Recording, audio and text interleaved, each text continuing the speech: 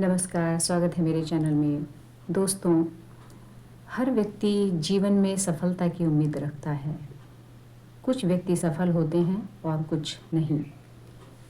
कुछ लोग भाग्य को इसके लिए जिम्मेदार मानते हैं और कुछ लोग कहते हैं कि प्रयत्न करके वो कुछ भी अर्जित कर सकते हैं।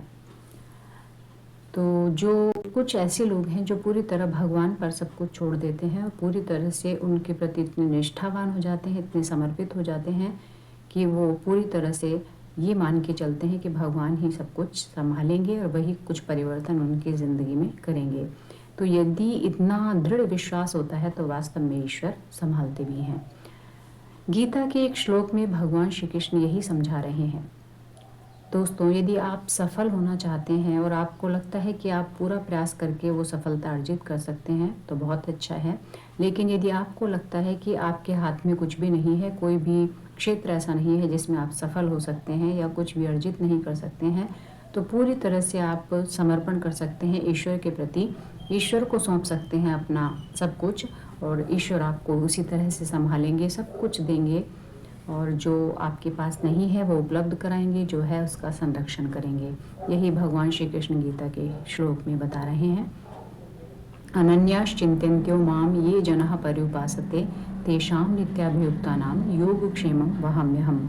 तो भगवान श्री कृष्ण इस श्लोक में यही कह रहे हैं कि जो मेरे भक्त होते हैं, मुझ पर पूरी तरह से आश्रित होते हैं, मैं उनकी हानि और लाभ को वहन करता हूँ, उनका पूरी तरह से ध्यान रखता हूँ हानि और लाभ की स्थिति में।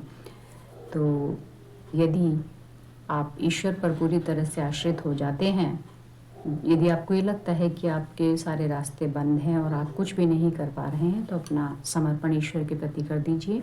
ईश्वर आपकी बागडोर संभाल लेंगे और यही सफलता के मापदंड हैं। यदि भौतिक जगत में आप ये उम्मीद रखते हैं और ये विश्वास रखते हैं कि आप अपने बल पर सफल हो सकते हैं, तो प्रयास कीजिए, प्रयत्न कीजिए, कर्म कीजिए। लेकिन यदि पूर्ण निष्ठा और भक्ति आपकी ईश्वर के प्रति है तो सब कुछ उनको समर्पित कर दीजिए, वो सब कुछ संभाल लेंगे। और उन्होंने सुदामा की स्थिति भी ऐसी थी, जब उन्होंने पूर्ण समर्पण भगवान श्री कृष्ण को किया तो भगवान श्री कृष्ण ने सुदामा को भी संभाला। सुदामा आदि भक्तों का उन्होंने ऐसे ही उद्धार किया है।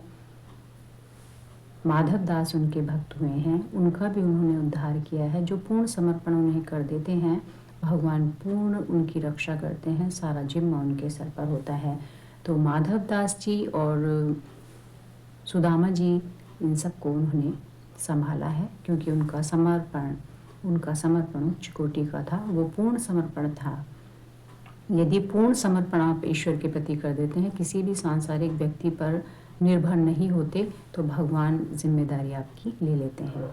तो उम्मीद करती हूँ ये वीडियो आपको पसंद आई होगी और किसी भी स्थिति में आपको निराश नहीं होना है, क्योंकि अंतिम रास्ता यदि आपके पास में कोई नहीं बचता है तो ईश्वर हैं, आपको संभाल लेंगे। आपको निराश नहीं होना है, उनकी शरण में जाइए और सब कुछ उनको सौंप दीजिए, वो सब कुछ संभाल लेंगे। पूरी निष्ठा और श्रद्धा के साथ उनकी भक्ति और उनके प्रति विश्वास बनाए रखिए। उम्मीद करती हूँ ये वीडियो आपको पसंद आई होगी। पसंद आती है तो प्लीज़ लाइक कीजिए, मेरे चैनल को सब्सक्राइब कीजिए, शेयर कीजिए और अपना प्यार यूँ ही बनाए रखिए। शुक्रिया। फिर मिलती हूँ अपनी किसी नई वीडियो के साथ।